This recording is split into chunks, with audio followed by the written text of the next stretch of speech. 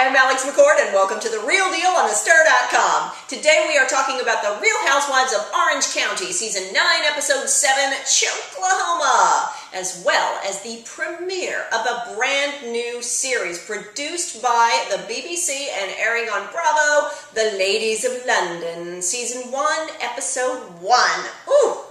First, the Orange County gals are all having trouble with their kids, or they want to have more kids. Except Heather Dubrow and Shannon Bedore. They're having trouble with each other, still.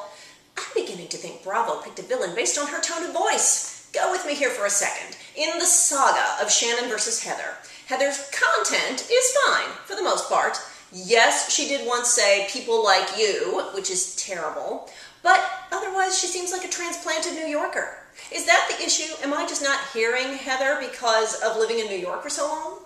Heather, to me, sounds like all my neighbors. She's an aggressive East Coast native who fought her way up through the entertainment business, where you either succeed, quit, or become addicted to something.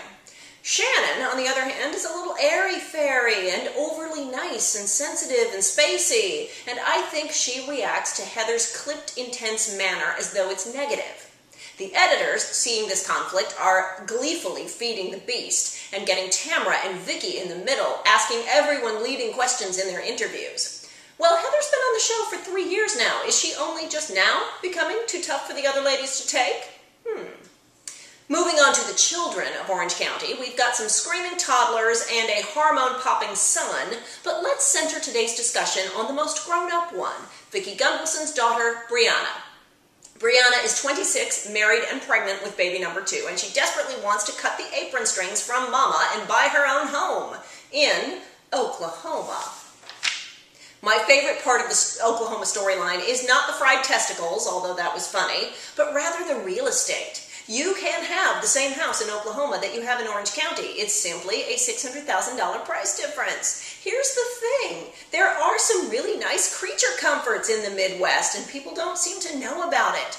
Perhaps it is time for a Real Housewives in the Midwest. What do you think? In any case, the end result is that Vicki is not only losing her daughter to distance, she is also, if you put your producer's hat on for a second, losing her biggest storyline, now that Brooks is basically out of the picture.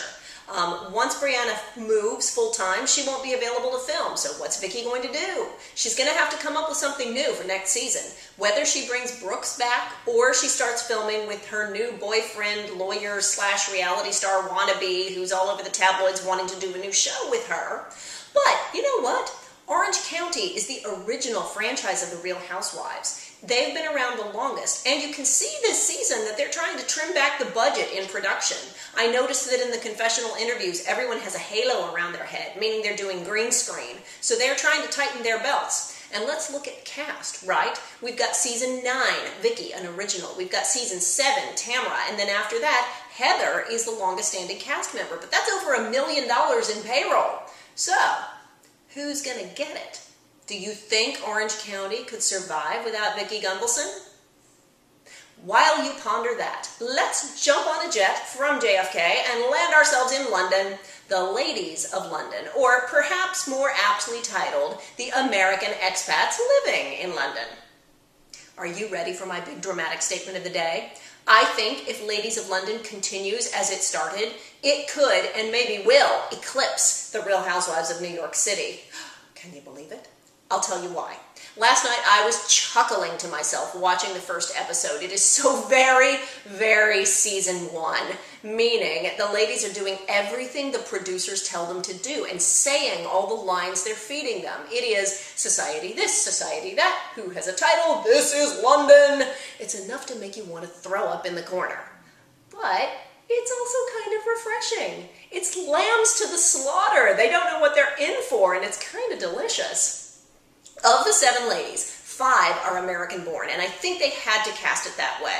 It is true what the ever-so-reverent voiceover says. If you were not born into London society, it is a tough nut to crack, and you probably won't do it.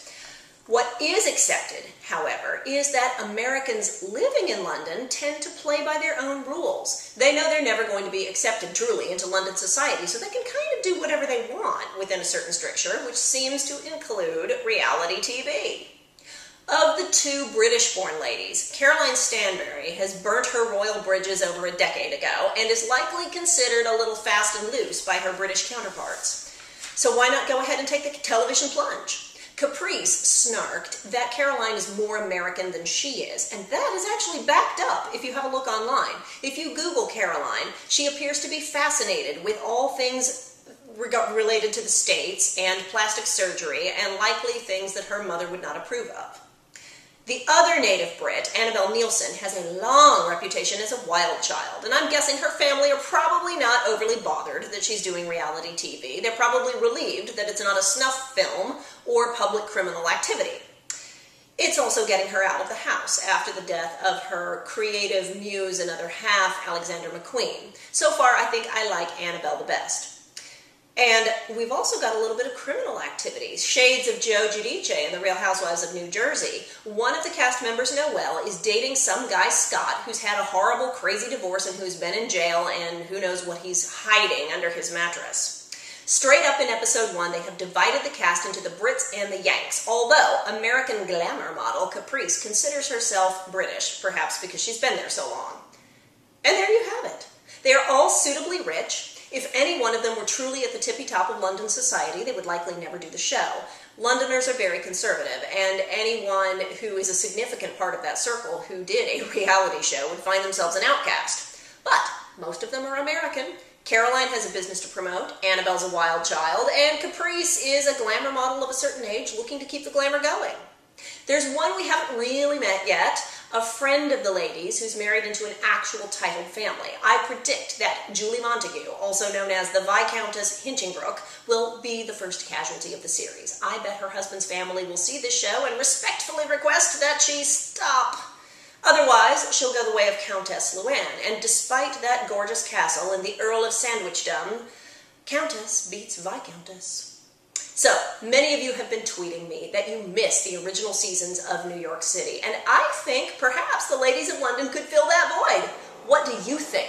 Let me know what you thought in the comments. For now, I am Alex McCord. You are watching The Real Deal on thestir.com. Please follow me on Twitter, and don't forget to subscribe on YouTube.